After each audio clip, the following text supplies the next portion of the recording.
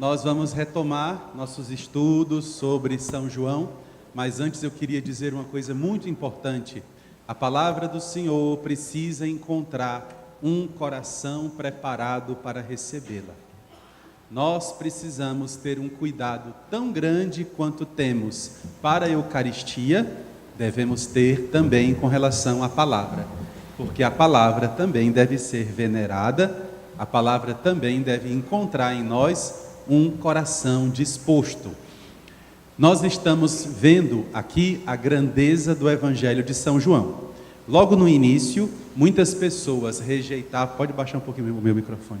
Muitas pessoas rejeitavam o Evangelho porque achavam que ele era uma criação, não é? E isso se tornou muito forte ali naqueles teólogos da Alemanha, da Suíça, porque eles queriam fazer uma teologia toda ligada ao materialismo, chamada de Nouvelle Teologie. Como a gente fala algumas vezes, isso é muito importante, porque nós precisamos virar essa página. Chega, não dá mais para essa teologia que não é uma teologia vertical, é uma teologia totalmente horizontal. Não tem mais espaço, o homem de hoje não precisa mais disso. E nós encontramos aqui, na verdade, o contrário do que essa teologia que eu citei fala. Porque aqui nós temos uma ligação direta entre gestos, liturgias e palavras. Jesus Cristo, que era um bom judeu, Jesus que viveu o judaísmo, porque o judaísmo é a primeira parte da aliança, o judaísmo é a primícia do que depois vai se tornar a Igreja Católica. Jesus Cristo vivia o judaísmo. E nós temos hoje, e também no Evangelho de ontem, duas coisas muito importantes. Ontem, o evangelista João fazia questão de dizer para nós que era inverno. Período de inverno, você pode levar a ovelha para o pasto? Não. O que é que devia ser feito no inverno? O pastor guardava as ovelhas. Nós agora vamos puxar um fio que vocês têm que ter memória. Estão com fósforo e com o juízo em dias? Mais ou menos? Então vamos trabalhar. Queridos irmãos, tudo começa para chegar até o evangelho de hoje com a cura do cego. Jesus cura o cego na piscina e aquele cego fica numa confusão, porque ele quer seguir Jesus e quer ao mesmo tempo seguir os rabis judaicos. Jesus, vendo que aquele homem, quanto mais convivia com o judaísmo, pior ficava mais confuso, Jesus Cristo então vai fazer o discurso do bom pastor. Eu sou o bom pastor, eu sou aquele que liberta a ovelha, eu sou aquele que alimenta a ovelha. Por quê? Porque ele via que no judaísmo o cego continuava cego. E mesmo curado, ele continua cego, porque não abriu-se a luz da fé. Tanto que ele diz, eu não sei quem me curou, só sei que ele me lavou e agora eu estou enxergando. Lhe faltava a luz da fé. Nosso Senhor então vai caminhando. Evangelho do bom pastor, que nós refletimos domingo. Evangelho da festa de Hanukkah, que é o evangelho de hoje, e o evangelho de ontem, que era no período do inverno. Por que é importante saber que era inverno? Porque no inverno as ovelhas precisam ser guardadas.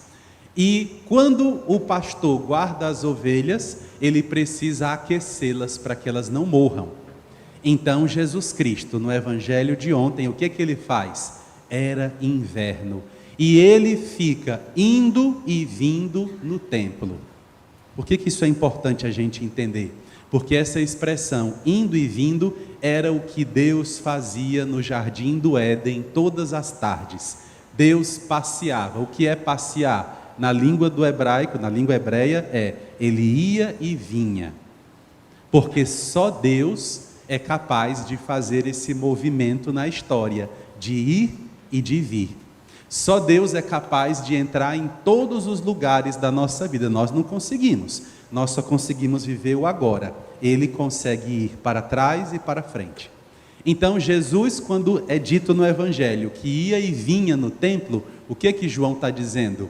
O templo é o novo jardim do paraíso Jesus é o pastor que guarda as ovelhas no período do inverno, e Ele é Deus no meio de nós, que vai e vem na nossa história.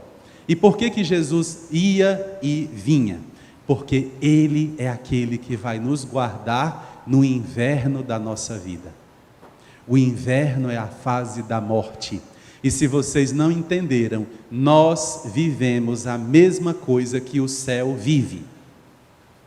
Nós vivemos o verão, nós vivemos a primavera, o outono e o inverno. Nossa vida também tem estações. Tem época que tudo que a gente faz prospera. Tem época que tudo que a gente faz começa a ser mais difícil. E tem época que você pode se esforçar e não sai nada. É o inverno da vida. E o inverno é caracterizado por qual paisagem? Morte, sem frutos.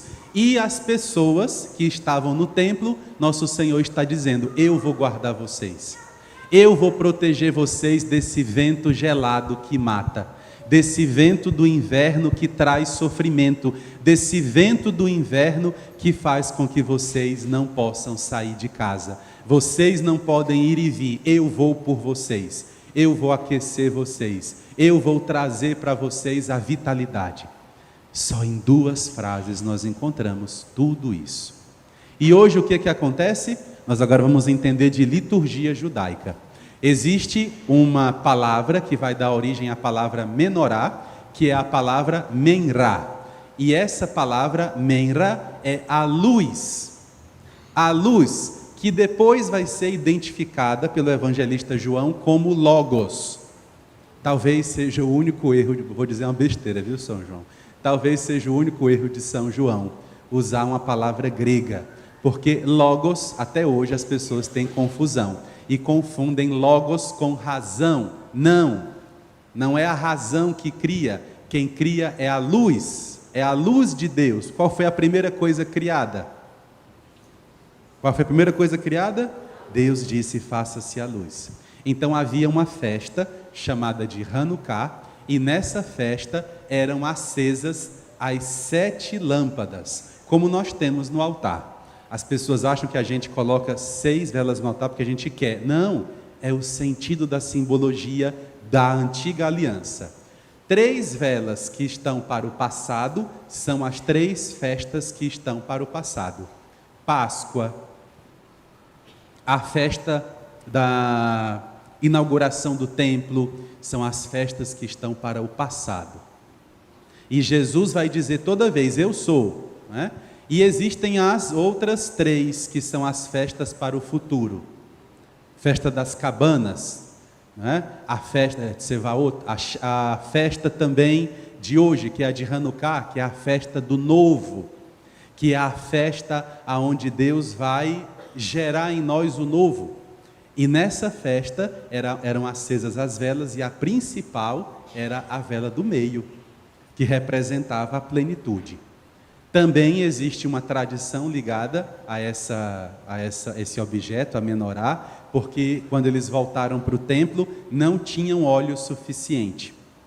E aí eles pensaram: a gente acende o candelabro e depois ele se apaga porque o óleo vai acabar, ou a gente espera fazer o azeite novo, que era feito numa região específica, e aí a gente começa. E aí os sacerdotes disseram: acende, confia. E eles acenderam e o candelabro não se apagou. Então era essa também a motivação desse acendimento. Jesus Cristo simplesmente vem nessa festa e diz o quê? Eu sou a luz. Eu sou a luz do mundo. É interessante, nosso Senhor diz: essa festa sou eu. Eu sou o passado, indo e vindo. Eu sou o futuro. Eu sou a 7ª vela. Eu sou a 7ª chama. Eu sou a plenitude. Então Jesus, quando diz eu sou a luz do mundo, ele não está dizendo uma coisa qualquer. Eu vou criar aqui da minha cabeça. Não, eu estou fazendo teologia divina. É Deus fazendo teologia. É Deus falando sobre Ele mesmo. E quando Deus fala, o que Ele diz hoje para nós? Vocês acendem as 7 velas. Eu sou a luz. Eu sou a luz criadora de Deus. Eu sou a luz que inicia o novo. Quantas pessoas chegam para nós e dizem: Padre, eu não suporto mais, eu estou cansado, eu não aguento mais esse problema, eu não aguento mais essa situação, eu estou em crise, eu estou sofrendo. Todos nós. O que é que Jesus diz hoje? Eu sou o novo, eu sou a nova criação, eu sou a luz. O que mais que ele diz? Eu sou a sétima vela, eu sou a chama que não se apaga. Eu sou Menra, eu sou aquele que criou todas as coisas. O Pai criou todas as coisas olhando para mim. Tudo que vocês veem na terra de Jesus é uma expressão minha, é uma prova de amor do Pai para mim. Tudo isso nessa festa, quando Jesus diz: quem crê em mim, por que que ele fala crer? Porque nós não podemos ter acesso à luz de Deus a não ser pela fé. Nós não podemos ter acesso ao pensamento de Deus a não ser pela fé. Eu vim como luz. Então vejam a força do que ele está dizendo na festa da luz, em Hanukkah. E ele diz: não é só crer.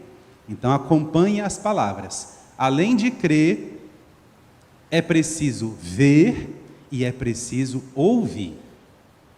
Crer, vocês já recordam que são aquelas duas palavras: confiar e apoiar-se na promessa. Confiar, passado, Deus já fez. Apoiar-se na promessa, eu vou prosseguir, porque Ele ainda fará. Ainda tem promessas para acontecer.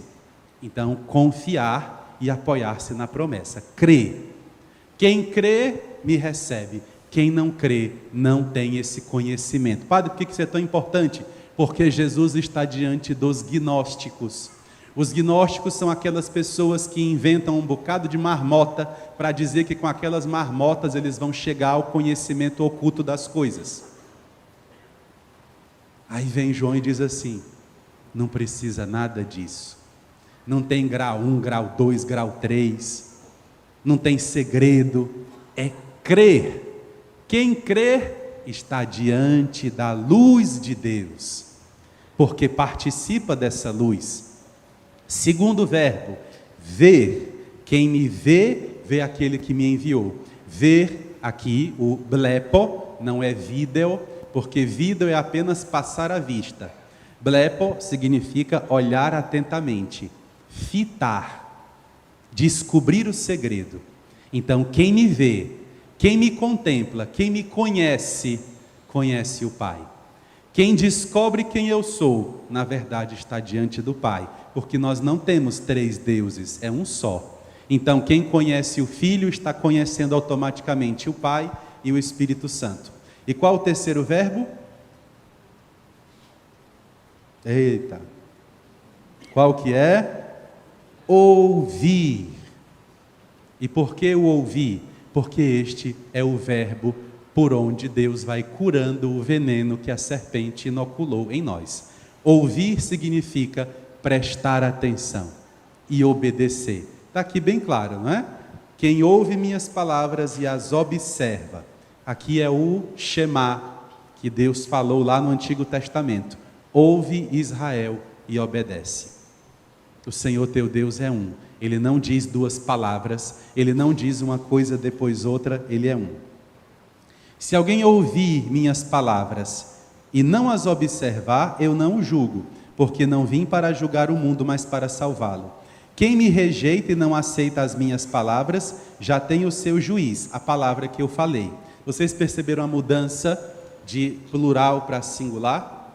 Quando São João usa a expressão palavras, ele está falando de doutrina, ensino. Quando ele usa a expressão palavra, ele está falando de revelação, está falando de Pentateuco, não é? Então, ele é a doutrina e ele é a palavra. Meu Pai que me enviou, ele mesmo é quem ordenou que eu devia dizer e falar. É doutrina e revelação. E eu sei que o seu mandamento é de vida eterna, porque a palavra do Senhor é a palavra que mantém a vida do mundo. A gente tem uma noção, às vezes, chamada de visão plotiniana, ou então aristotélica. A gente acha que Deus cria e depois se afasta. Não. Na palavra do Senhor, Ele não apenas cria, mas Ele mantém, Ele conserva. É o verbo que nós vamos colocar no nome de Jesus. Ele salva. O que é salvar? É evitar que pereça, é evitar que fique corrompido, é evitar que apodreça, é evitar que caduque. Por isso que nosso Senhor vai nesses dias dizer: eu sou a luz, eu sou aquele que te protege do inverno, eu sou o bom pastor, eu sou a luz da tua visão, eu sou aquele que te faz enxergar de verdade. Queridos irmãos, o que é que isso representa na nossa vida no dia a dia? Nós precisamos ter uma nova maneira de ouvir, de ver, que é conhecer, e de crer, segundo a palavra. Por que eu preciso, Padre, ouvir e obedecer a palavra?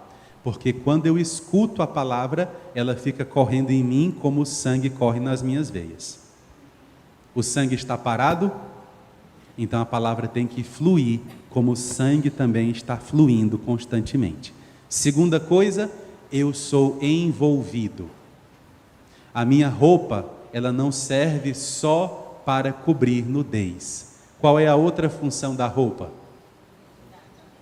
Além de identidade, proteção. Quando você pisa numa ponta de cigarro descalço, você se queima. Mas se estiver de calçado, ela não te fere. Quando você passa num lugar pontiagudo, se você passar o seu braço, arranha. Mas se você tiver de roupa, quem é que é ferido? Então a roupa também é proteção. Nosso Senhor, Ele deseja nos vestir. Ele deseja que nós estejamos revestidos com a palavra. É a palavra que nos protege.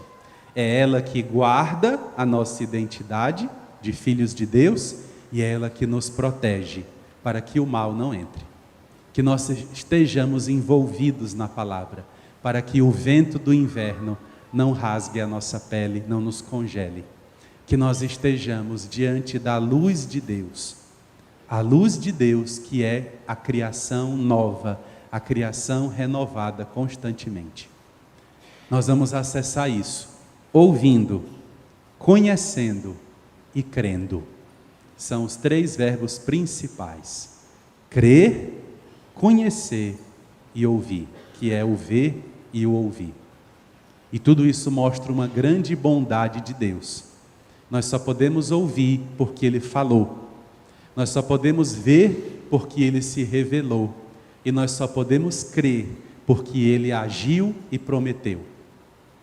É muito difícil o que o Senhor está pedindo, porque a nossa humanidade é marcada a nossa humanidade é marcada pelas nossas experiências.